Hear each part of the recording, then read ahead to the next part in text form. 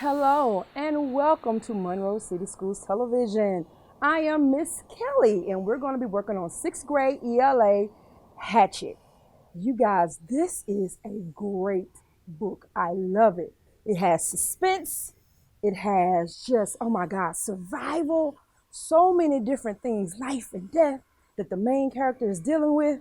It is a great read and it's going to really get you prepared to writing complex sentences and essays that you're going to have to do at the end of this particular unit. All right, so let's get right into it, Hatchet. All right, so let's talk about our lesson objective. Right now we're doing lesson 1, summarization and characterization. Our lesson objective is, after reading chapter 1 of Hatchet, you say, I will. Let me hear you. Say, I will. Very good. I will begin to gather text evidence to describe the main character, Brian, and make annotations on sticky notes. There's a favorite word of mine in that sentence, annotations. Does anybody love annotations? Me, I love annotations. Annotations make writing easier.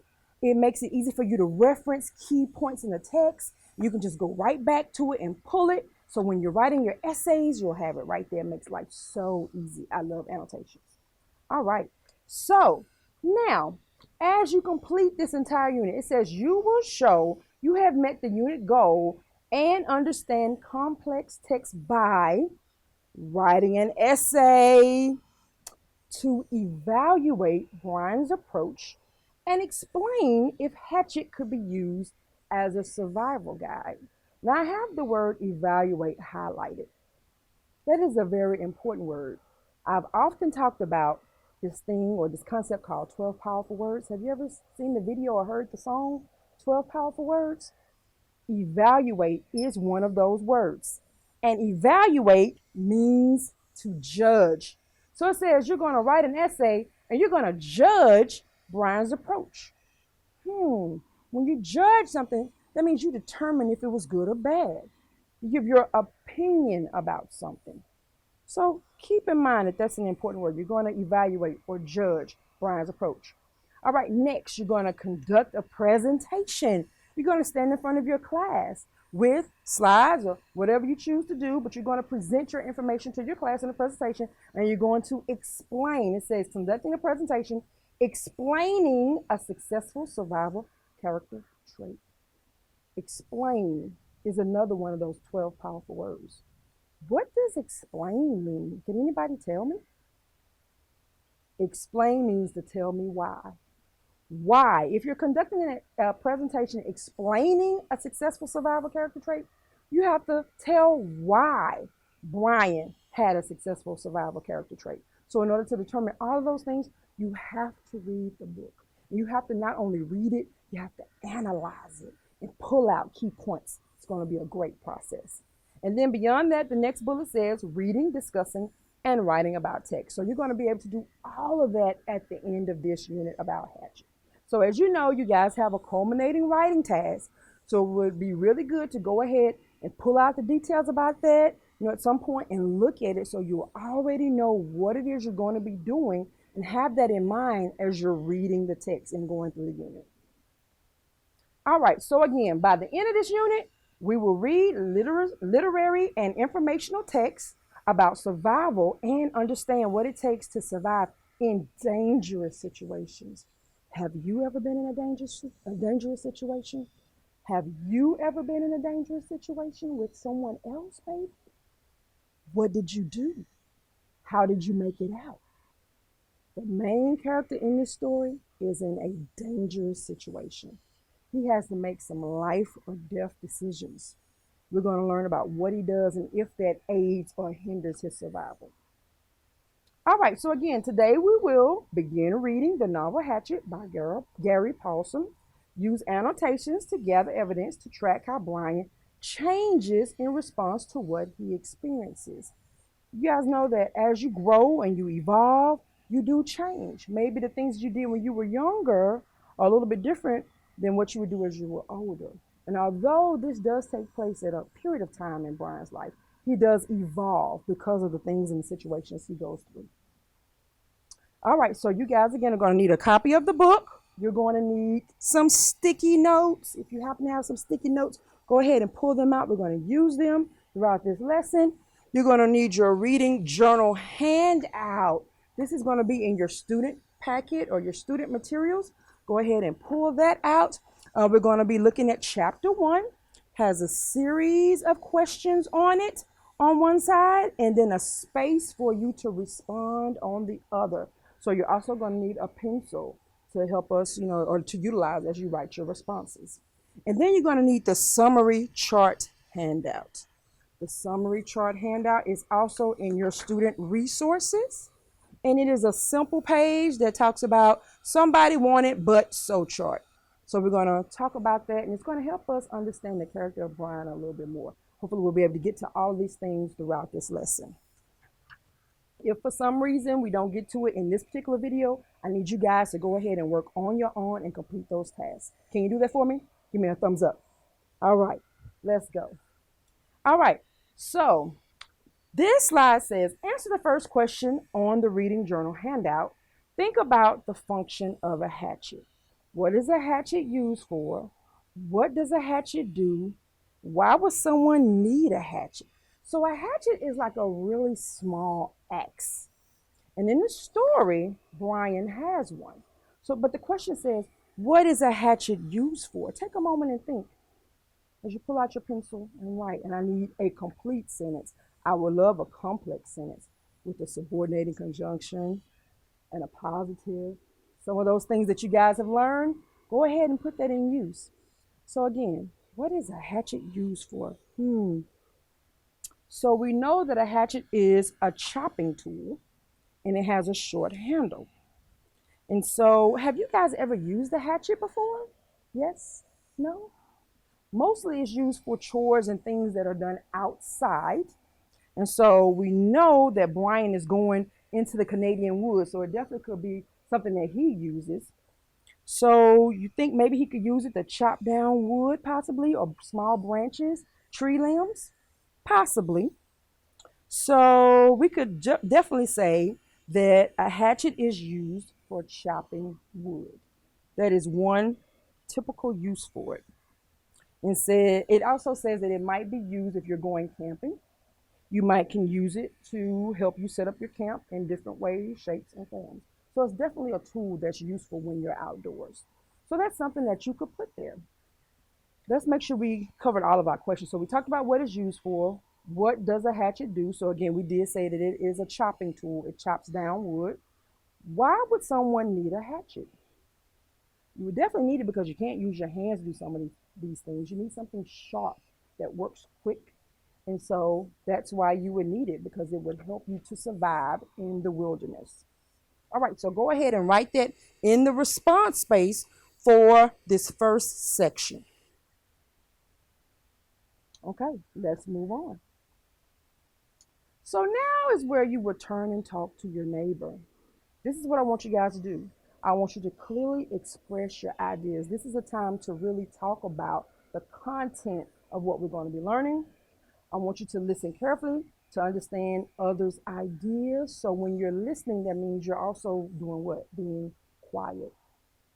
You can't talk and listen at the same time. So when the other person is talking, you're quiet. And then when they're quiet, you can talk. And that's how you can progressively have conversations back and forth. It says you are to provide evidence to support your claim. You are to establish a new way of thinking. All right, and so this is something that we're going to be using. The first thing I want to do, though, is read some of the content of the book. So it says, listen and read along as I read the beginning of chapter 1 of Hatchet by Gary Paulson. Look for details about Brian's words, thoughts, and actions. So I'm not going to read the whole chapter. What I'm going to do is kind of skip around to kind of give us an idea of what Brian is going through. All right. It says there had been the initial excitement, of course. He had never flown in a single engine plane before. And to be sitting in the co-pilot seat with all the controls right there in front of him, all the instruments in his face as the plane clawed for altitude, jerking and sliding on the wind currents. As the pilot took off, had been interesting and exciting. But in 5 minutes, they had leveled off at 6,000 feet and headed northwest. From then on, the pilot had been silent, staring out the front, and the drone of the engine had been all that was left.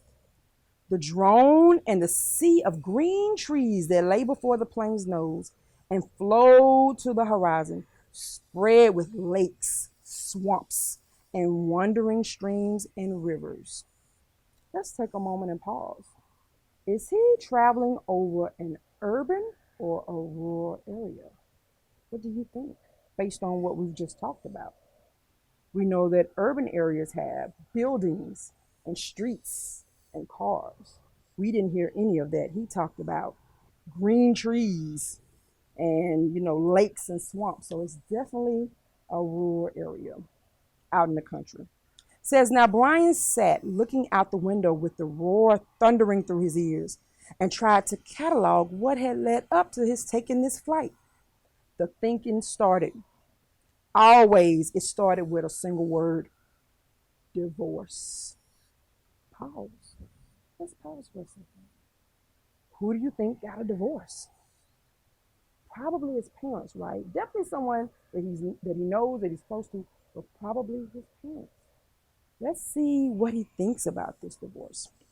Says it was an ugly word, he thought.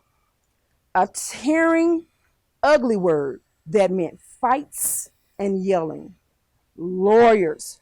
God, he thought, how he hated lawyers who sat with their comfortable smiles and tried to explain to him in legal terms how all that he lived in was coming apart, and the breaking and shattering of all the solid things, his home, his life, all the solid things.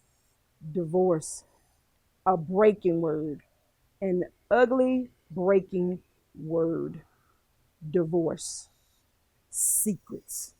No, not secrets so much as just the secret. What he knew and had not told anybody. What he knew about his mother that had caused the divorce. What he knew. The secret. Oh my gosh. What is the secret? Whatever the secret is, it is something that is so heavy. And he says it is about his mother and it caused the divorce. What do you think it is? Oh my goodness. It could be a number of things. But we need to read to find out exactly what he's talking about. Let's keep reading again. We're thinking about Brian's actions, his thoughts, and his feelings. We've read something now about his thoughts. He's thinking about this divorce, his parents' divorce, and everything that is shattering in his life. So he's not in a really good place. So that's what's going on in his thoughts. Let's see what his actions are showing. Brian felt his eyes beginning to burn and knew there would be tears. He had cried for a time, but that was gone now. He didn't cry now. Instead, his eyes burned and tears came, the seeping tears that burn. But he didn't cry. He wiped his eyes with a finger and looked at the pilot out the corner of his eye to make sure he hadn't noticed the burning and the tears. So he's really upset about this divorce. He's trying not to cry, but his eyes are burning. So you could tell he's just really, really upset. But he doesn't want anybody to see him. He doesn't want the pilot to see him crying. He doesn't want anybody to know how upset he really is. He's hiding something. Have you ever been in a situation where you feel like you've had to hide something and you didn't really want people to know, but it still kind of comes out anyway? Sometimes things are hard to hide. And as we can just see or imagine with this character, it's hard for him to hide this pain that's coming out in ways that sometimes he can't control. All right, let's keep moving. Again, we're just skipping around. Let's see what else. So we know that Brian is in this plane. His parents are divorced. So the part that I didn't read was that, his mom had dropped him off. He's on his way to see his father who lives in Canada. He's leaving from New York. So let's look or read a little bit more about what actually takes place on this plane. So there's a pilot there, and the pilot doesn't really talk to him much, but he does let him fly the plane for a small period of time. And so what I'm going to do is just kind of get to the part past that where his mom gives him something, which leads me to this. How many of you guys like gifts? I love gifts. Well, Brian gets a gift from his mother. You think you know what it may be? It's a nice gift, at least in his mother's eyes. Let's see if we can figure out what that gift is going to be. It says, and the she in here is his mother. She reached over the back of the seat and brought up a paper sack. I got something for you for the trip. Brian took the sack and opened the top. Inside, there was a hatchet, the kind with a steel handle and a rubber hand grip. The head was in a stout leather case that had a brass riveted belt loop. It goes on your belt, his mother spoke now without even looking at him. There were some farm trucks on the roads now, and she had to weave through them and watch traffic. The man at the store said you could use it, in the woods with your father. Dad, he thought, not my father, my dad. Thanks, it's really nice. But the words sounded hollow, even to Brian. Try it on, see how it looks on your belt. And he would normally have said no to that. It looked too hokey to have a hatchet on your belt. Those were the normal things he would say. But her voice was thin, had a sound like something thin that would break if you touched it. He felt so bad for not speaking to her. Knowing what he knew, even with the anger, the hot white hate of his anger at her, he still felt bad for not speaking to her. And so to humor her, he loosened his belt and pulled the right side out and put the hatchet on and rethreaded the belt. Scooch around so I can see. He moved around in the seat, feeling only slightly ridiculous. She nodded, just like a scout, my little scout. And there was the tenderness in her voice that he had when he was small and sick with a cold. And she put her hand on his forehead, and the burning came into his eyes again. And he turned away from her and looked out the window, forgotten the hatchet on his belt, and so arrived at the plane with the hatchet still on his belt. What did you notice? First of all, his communication with his mother is really bad. He's angry at her. And we already know that he knows a secret. It involves her. And so that secret could be the reason why he's so angry specifically with her, but he's definitely angry about the divorce. She gives him this hatchet. He's not all that excited about it. He puts it on his belt, but then he starts thinking again. His eyes start kind of getting a little misty. But again, he doesn't want her to see. So he turns his head so she doesn't have any idea what's really going on with him. This character is really, really interesting. Okay, so that gives us some idea about his actions with his mom and what's happening there. Now let's go back to this plane ride and then we're going to stop. And so in the midst of this plane ride, so again, what I just read happened prior to him getting on the plane. So now let's go back to the plane ride. He's on the plane. There's this bad smell. He's not sure where it's coming from. So let's pick up from there. It says more smell now. Bad. Brian turned again to glance at the pilot, who had both hands on his stomach and was grimacing in pain, reaching for the left shoulder again as Brian watched. Don't know, kid. The pilot's words were a hiss, barely audible. Bad aches here. Bad aches. Thought it was something I ate, but... He stopped as a fresh spasm of pain hit him. Even Brian could see how bad it was. The pain drove the pilot back into the seat, back and down. I've never had anything like this. The pilot reached for the switch on the mic cord, his hand coming up in a small arc from his stomach. He flipped the switch and said, "This is Flight 46.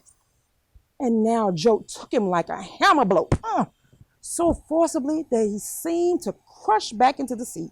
And Brian reached for him, could not understand at first what it was, could not know. And then he knew. Brian knew. The pilot's mouth went rigid. He swore and jerked a short series of slams into the seat, holding his shoulder now. Sore and hissed, Chest! Oh God, my chest is coming apart! Brian knew now. The pilot was having a heart attack. Brian had been in a shopping mall with his mother when a man in front of Paisley's store had suffered a heart attack. Oh my goodness, we're going to pause there. So this kid is upset with his parents. He's not really talking to his mom. He's got misty eyes. And now he's on a plane with a pilot that just had a heart attack. What do you think is going to happen? Oh my God, we have to keep reading to find out, but we're going to pause right there. So, with me reading, I hope you guys were making annotations. Remember, I talked about annotations.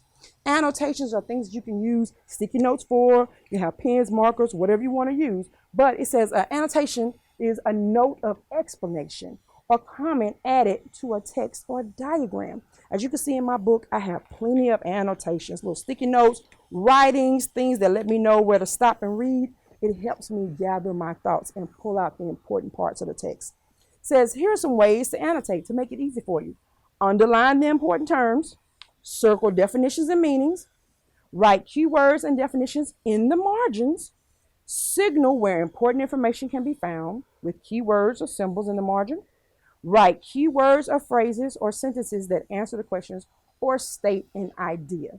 So again, if you have a book like this, I would really suggest you use sticky notes and write on those and stick them in the books. Now, if you have the printed copy of the book that you may get from your teacher, then you can feel free. If you have the printed copy of the book from your teacher, you can feel free to highlight it, to underline it, write in the margins, do whatever you need to do to make annotations easier for you. All right, so again, as I read, we were thinking about the character's words, his actions, and his thoughts. So listen as I share my thinking about what we have read, and I want you to write an annotation with me. All right, so here's what I think. I think that throughout this book, we notice that Brian has a lot of thoughts, and his thoughts are really kind of hurtful, painful thoughts, angry thoughts. It says we hear a lot of what he's thinking while he's flying his plane. And it says that from his thoughts, you can tell that he seems upset. He's angry because his parents are getting a divorce. He knows some sort of secret about his mother, and that secret is affecting him terribly. So again, that's what I think we can learn from his thinking. So now, what do you notice about his words, his actions, and his thoughts so far? Take a moment and make some annotations about that. Just based on what I've read, what you may have read, think about what is he said in this book? What words? I know something specifically comes back when I read the part about his conversation with his mother. It wasn't very many words. The words were really short and they weren't very loving.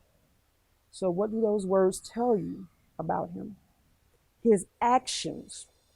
He put the hatchet on his belt. He didn't even think about it. So do you think he really values the gift his mom gave him?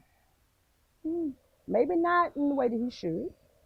And his thoughts, we just talked about that. He thinks quite a bit. So you have a lot of information about his thoughts. So as you're making those annotations, note the page number, possibly the chapter that it's in. So we just read chapter 1. So make all of that reference on your annotation, on your sticky notes, so it'll be easy for you to reference it. What could the hatchet symbolize in the text? So let's talk about what is a symbol. A symbol is something that represents or stands for something else. So we know what it physically can be used for, but what does it symbolize? What does it stand for or represent? Now we know the title of the text is called Hatchet. So do you think this tool will play a significant role in our text? Absolutely. As we stated, he's in a plane with a pilot, just had a heart attack. You know, he's over the woods. You can kind of assume some things are going to happen. He may not make it to his destination, and maybe the hatchet is going to be used to help save his life. Possibly.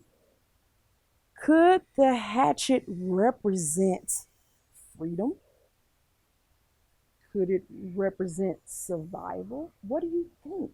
You tell me. I want to hear your ideas. What do you think it represents? Could it even represent danger because it's a weapon? Hmm. There can be so many different answers. Just take a moment, figure out what you think that answer may be, and I want you to write it. We're going to get to the next slide, but I want you to write it in your Hatchet reading journal. That's the next question. What could the hatchet symbolize in the text? And again, I want to have or see complex sentences, complete sentences, positives, subordinating conjunctions. Use all those tools that are in your arsenal. All right, so as you're talking to your colleagues or your other students that are around you or people that may be around you, I want you to think about having some constructive conversations. So again, we're talking about what does the hatchet symbolize? So you can ask somebody, what do you think about the hatchet? What do you think it symbolizes? How would you answer that question? What is your main point? That helps to get some clarity on what the person may be saying so that you can understand. Here's something else to think about. So once somebody tells you what they think the hatchet may symbolize, you could respond by saying, let me see if I heard you correctly. You said, and then repeat what they say. Or you could do this. Put another way, you're saying, and you can summarize what they said. So these are some active listening strategies, some ways to make sure that you are paying attention to what the other students in the class are also saying, people around you are saying, and make sure that you're on topic. This is what your conversation should be about, the question at hand. We'll be using this throughout our lesson as well. All right, so again, you guys are to read the rest of chapter 1 on your own. You are to make annotations using your sticky notes. And when you notice something about Brian's words, actions, or thoughts, write it down. All right, and so the last thing we have is our somebody wanted but so chart. It says work with your partner to summarize chapter 1 of Hatchet. Use the summary handout to record the summary. Refer back to your annotations to help write the summary sentence. Okay. So this is what it looks like. Again, you can see it up there as well. I'm going to give you an example of what a summary sentence could possibly say. Okay? All right, so let me do that. Here is an example of a summary sentence. We know a summary is a short version. It says that Brian wanted to travel to Canada to spend the summer with his father, but the pilot on the plane had a heart attack, so Brian is scared and unsure of what to do next. Very good sentence. You don't have to necessarily write that, but that's just an example of what you could do or say to summarize chapter 1. All right, so one more thing. Respond to the following question on the reader journal handout. So again, your reading journal is this, and that is the last question for chapter 1. It says, what adjective would you choose to describe Brian? Why? Use evidence from the story to support your adjective. How would you describe him? I would describe Brian as conflicted because one minute, he's thinking about his family and the divorce. Then the next minute, he's trying to figure out what to do with this pilot. He's going back and forth from being sad to having to really kind of mature and make some adult decisions. So he's going back and forth. How would you describe him? Pick a word, any word that you think would describe him well, and then support it with evidence from the text. All right, so we're at the end of the lesson. In this lesson, you learned about the main character, Brian and Hatchet. You also practiced using annotations to gather and track evidence that supports how a character grows and changes in response to the challenges. So now for my question, what was the gift that Brian got from his mom? It was a what? A hatchet. And I just used a sticky note to say a hatchet. It was a hatchet. All right, thank you for joining me today. I hope you enjoyed it. I will see you next time. Bye.